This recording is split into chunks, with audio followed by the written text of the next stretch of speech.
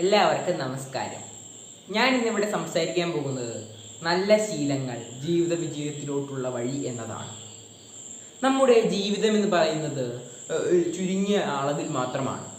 അപ്പോൾ ആ കാലയളവിൽ നമ്മൾ എത്രമാത്രം നന്മകൾ ചെയ്തിട്ടുണ്ടോ, അതുപോലെ തന്നെ നമ്മുടെ ശീലങ്ങൾ എത്രമാത്രം നല്ലതാണോ എന്നൊക്കെ നമ്മൾ ശ്രദ്ധിക്കേണ്ടതുണ്ട്.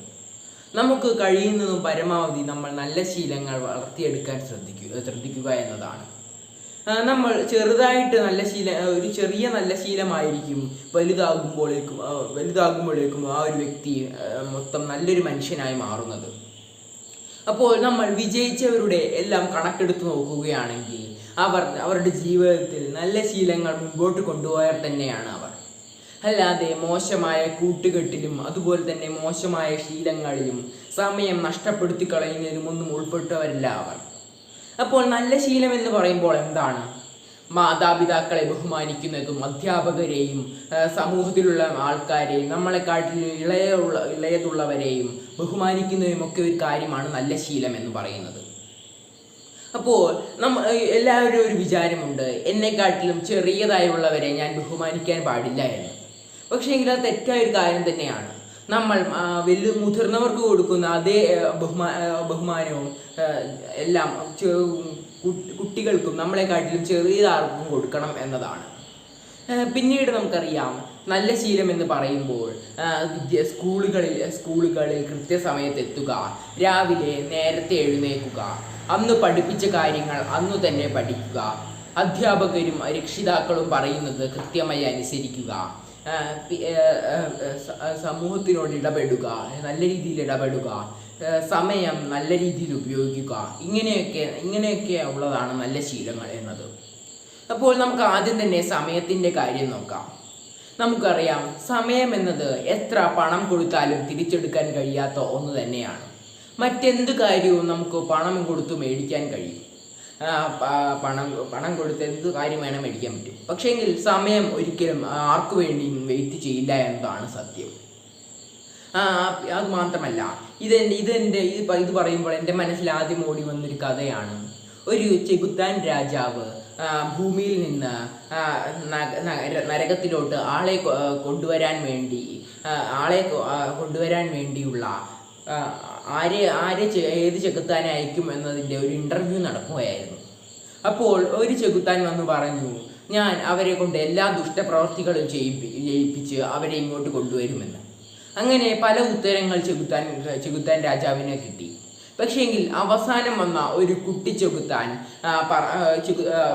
പറഞ്ഞു, ഞാൻ ഭൂമിയിൽ ചെന്ന് അവർ നല്ല കാര്യങ്ങൾ ചെയ്താൽ സ്വർഗത്തിലോട്ട് പോകാമെന്നും, നല്ല രീതിയിൽ ജീവിക്കൂ, ഒറ്റ ജീവിതമേ ഉള്ളൂ നിങ്ങൾക്ക്, അതുകൊണ്ട് സന്തോഷത്തോടെ ജീവിക്കൂ, എല്ലാം നല്ല രീതിയിൽ ചെയ്യുമെന്നൊക്കെ പറയും. അപ്പോൾ ചെകുത്താൻ രാജാവ് പറഞ്ഞു, നീ സ്വർഗത്തിലോട്ട് ആളെ കൊണ്ടുവരാനല്ല പോകുന്നത്, നരകത്തിലോട്ട് ആളെ കൊണ്ടുവരാണ് പോകുന്നതെന്ന്. അപ്പോൾ ആ കുട്ടി ചെകുത്താൻ അതിനോടൊപ്പം ചേർത്ത് പറഞ്ഞു, അതൊന്നും നീ ഇപ്പോൾ ചെയ്യേണ്ട, അതൊക്കെ നാളെ ചെയ്യാമെന്ന്. അപ്പോൾ നമ്മൾ ഏറ്റവും കൂടുതൽ നമ്മുടെ സമൂഹത്തിൽ സംഭവിക്കുന്ന ഒന്നാണ് ഇന്ന് ചെയ്യേണ്ട കാര്യങ്ങൾ ഇന്ന് ചെയ്യാതെ നാളത്തേക്ക് മാറ്റി വെക്കുന്നത്. അത് നമ്മുടെ മോശമായൊരു ശീലം തന്നെയാണത്. നമ്മൾ ഇന്ന് ചെയ്യേണ്ട കാര്യങ്ങൾ ഇന്ന് തന്നെ ചെയ്യുക. പിന്നീട് നമ്മുടെ സമയം നഷ്ടപ്പെടുന്നത് എടുത്ത സാധനം എടുത്തെടുത്ത് വെക്കാതെ അതിനുവേണ്ടി തപ്പി നടന്ന് സമയം കളയുന്നതാണ്. അപ്പോൾ അത് നമ്മൾ ശ്രദ്ധിക്കേണ്ട ആവശ്യമുണ്ട്. എടുത്ത സാധനങ്ങൾ എടുത്തെടുത്ത് തന്നെ വെക്കണം. ഇല്ല എങ്കിൽ അടുത്ത ആൾക്കാർ വരുന്ന അവരുടെയും കൂടെ ഈ സമയം നഷ്ടപ്പെടും. പിന്നീട് നമുക്ക് വേണ്ടി മറ്റുള്ളവരെ വെയിറ്റ് ചെയ്യുക, അതുപോലെ തന്നെ മറ്റുള്ളവർക്ക് വേണ്ടി നമ്മൾ വെയിറ്റ് ചെയ്യുക, ഇങ്ങനെയുള്ള ഒരാളുടെ സമയം ഒരിക്കലും നഷ്ടപ്പെടുത്താൻ പാടില്ല നമ്മൾ കാരണം. അങ്ങനെ ഓരോരുത്തരും വിചാരിക്കുകയാണെങ്കിൽ എത്രമാത്രം സമയമായിരിക്കും ഓരോരുത്തർക്കും ലാഭമാവുക എന്ന് നമുക്കറിയാവുന്ന തന്നെയാണ്. പിന്നീടുള്ളതാണ് അച്ചടക്കമായ ജീവിതം എന്നത്. അച്ചടക്കം എന്ന് പറയുമ്പോൾ പരിസ്ഥിതിയെ സംരക്ഷിക്കുക, അതുപോലെ എന്നൊക്കെ ഉള്ളതിൻ്റെ പ്രധാന കാര്യം തന്നെയാണ്. ഒരു ബോർഡ് നമ്മളിപ്പോൾ ഒരു സമൂഹത്തിൽ ഒരു സ്ഥലത്ത് ഒരു ബോർഡ് കാണുകയാണ്, ഇവിടുന്ന് പൂ പറിക്കരുത് എന്നിങ്ങനെയൊക്കെ ബോർഡ് കാണുകയാണ്. പക്ഷേങ്കിൽ അതൊന്നും മൈൻഡാക്കാതെ അത് പറിക്കുകയാണെങ്കിൽ ഒരു അച്ചടക്കമില്ലാത്ത ഒരു കുട്ടിയായി നമ്മൾ മാറുക തന്നെ ചെയ്യും. പിന്നീട് നോക്കുകയാണെങ്കിൽ വായനാശീലം എന്നതാണ്. നല്ല വായനാശീലമുള്ളൊരു കുട്ടിക്ക് മാത്രമേ നല്ല അറിവ് ലഭിക്കുകയുള്ളൂ. അതുപോലത്തെ ആ അറിവ് ലഭിച്ചാൽ മാത്രമേ ആ ജീവിത വിജയം കരസ്ഥമാക്കാനും കഴിയുകയുള്ളൂ. നല്ല പുസ്തകങ്ങൾ വായിക്കുമ്പോൾ അവന് കൂടുതൽ അറിവ് ലഭിക്കും. നല്ല പുസ്തകങ്ങൾ അവന് പല അനുഭവങ്ങളും സൃഷ്ടിക്കുന്നു. അതുപോലെ തന്നെ അവന് നല്ല ശീലങ്ങളും അതിലൂടെ ഉണ്ടാക്കുന്നു. അപ്പോൾ പുസ്തക വായന എന്ന് പറയുന്നത് ഒരു പ്രധാനപ്പെട്ട ഒരു കാര്യം തന്നെയാണ് ജീവിത വിജയത്തിന് എന്നത്.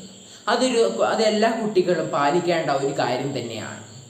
നമ്മൾ സ്കൂളുകളിൽ ചെല്ലുന്നത് പഠിക്കാൻ മാത്രമല്ല, പല കഴിവുകളും ആർജിച്ചെടുക്കാനും. നമ്മളിപ്പോൾ ഒരു സമൂഹത്തിലോട്ട് ഒറ്റയ്ക്ക് ഇറങ്ങിച്ചെന്നാൽ എങ്ങനെ നമുക്ക് അവിടെ ജീവിക്കാമെന്നുമൊക്കെ അറിയാൻ കൂടിയാണ് നമ്മൾ വിദ്യാലയങ്ങളിൽ പോകുന്നത്. അല്ലാതെ പുസ്തകം കാണാപ്പാഠം പഠിക്കുക എന്നുള്ള ഒരു കാര്യം മാത്രമല്ല. അപ്പോൾ നമ്മൾ ഈ ജീവിത വിജയം കരസ്ഥമാക്കിയവരുടെ കണക്കെടുത്ത് നോക്കുകയാണെങ്കിൽ അവരെല്ലാം നല്ല ശീലം മുമ്പോട്ട് കൊണ്ടുപോയവർ തന്നെയാണ്.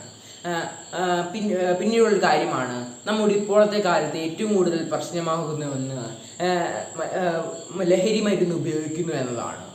അപ്പോൾ അതൊരു നല്ല ശീലത്തിൻ്റെ ഒരു ലക്ഷണമല്ല നമ്മൾ കാണേണ്ടത്. അതൊരു തികച്ചും ഒരു മോശമായ ശീലം തന്നെയാണ്. തമാശയ്ക്ക് തുടങ്ങുന്ന, അതുപോലെ തന്നെ ഒന്ന് പരീക്ഷിക്കാമെന്ന് തുടങ്ങുന്ന കാര്യങ്ങൾ നമ്മുടെ ജീവിതം തന്നെ ഇല്ലാതാക്കുമെന്നത് നമ്മൾ കണ്ടിട്ടുള്ളത് തന്നെയാണല്ലോ. അപ്പോൾ നമ്മളൊന്ന് തമാശയ്ക്കോ അല്ലെങ്കിൽ അറിയാതെ പോലും നമ്മൾ ആ ലഹരി വസ്തുക്കൾ തുടരുത് എന്നതാണ്. നമ്മൾ ലഹരി വസ്തുക്കൾ തരുന്നവരോട് നോ പറയാൻ പഠിക്കുകയും ചെയ്യണം. അപ്പോൾ നല്ല ശീലങ്ങളുള്ള ഒരു കുട്ടിക്ക് മാത്രമേ അവരുടെ ലക്ഷ്യം നേടാൻ കഴിയുകയുള്ളൂ. ഇത്രയും പറഞ്ഞുകൊണ്ട് ഞാൻ എൻ്റെ പ്രസംഗം നിർത്തുന്നു. നന്ദി.